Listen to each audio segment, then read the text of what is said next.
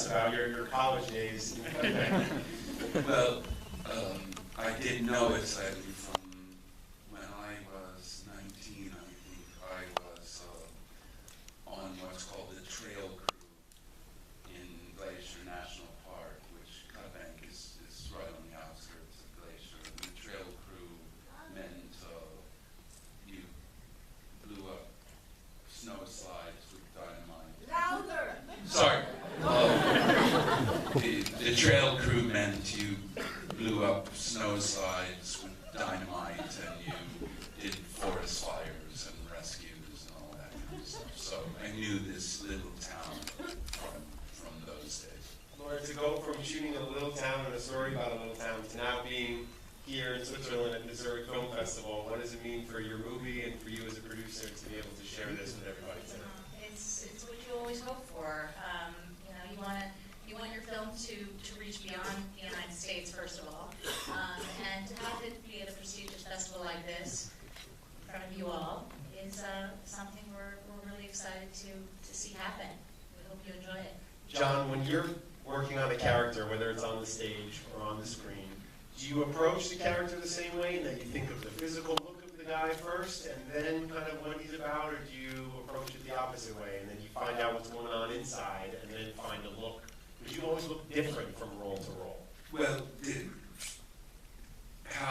what I do is I get everything, or nearly everything, I think, from just reading.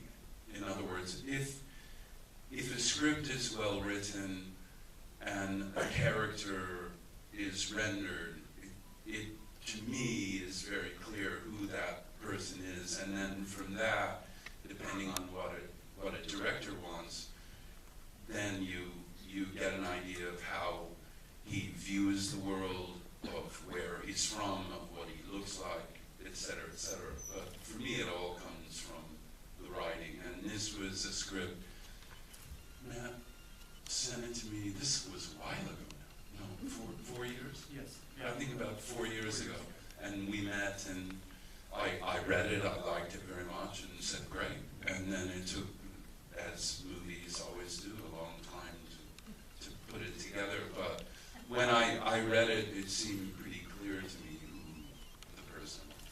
Matt, 4 years ago, Liam Hemsworth might have been known as Thor's little brother, and that's about it. But now he's established his own career, and obviously he's had great success in the Hunger Games franchise. Talk to me a little bit about working with Liam and one of the reasons maybe why you wanted to cast him in the project. I met Liam very shortly after he moved to Los Angeles, and he had yet to find a movie in the States. He was here because his brother had paved the way.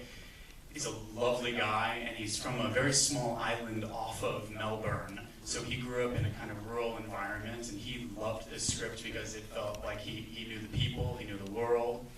And that means everything. You know, just as John knows these people, he plays a character named Sheriff Vogel. This is a person he knows. He's known people like him, and Liam felt that he knew what it was like to grow up in a very small town and have big dreams, and to feel that they might never come true. And so that was important because that's what our character is hoping to do, is to get out of this small town. I would imagine as a producer, oftentimes you're asked the question, what do producers do? And there's no simple answer to that question. And I love these Q&As because we have usually have a lot of aspiring filmmakers and people who are just starting out on their career. So talk to me just a little bit about some of the misconceptions about what it is you do as a producer and what your main responsibility is on a film like this. Sure. It's not all glamorous.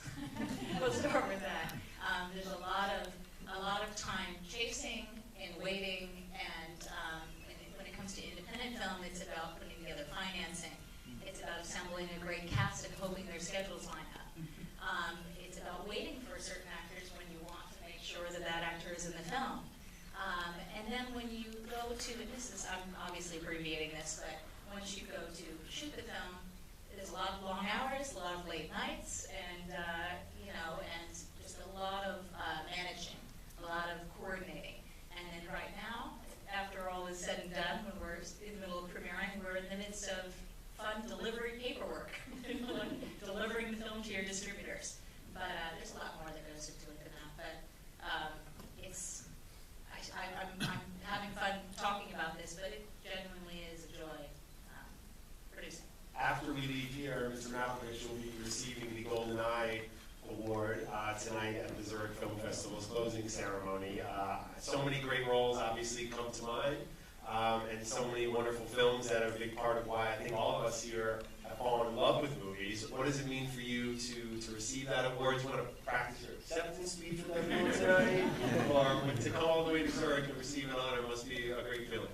Well, to me, I did a few interviews today, and journalists asked me what it meant, and to me it means it's a recognition of my great talent in life, which is for being lucky.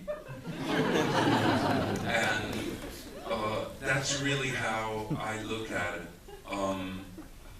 I've been so blessed and so fortunate to have met the people I've met, to have worked with the people I worked with, to have gotten to do all the things I've gotten to do really across the world.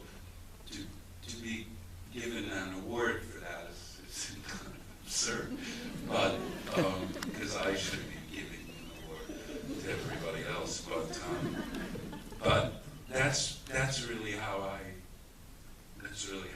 view it. Tonight you get to share your latest film, Café, with the audience here in Switzerland. So we appreciate you guys having a little conversation before the movie. Everyone, please turn off your cell phones. Enjoy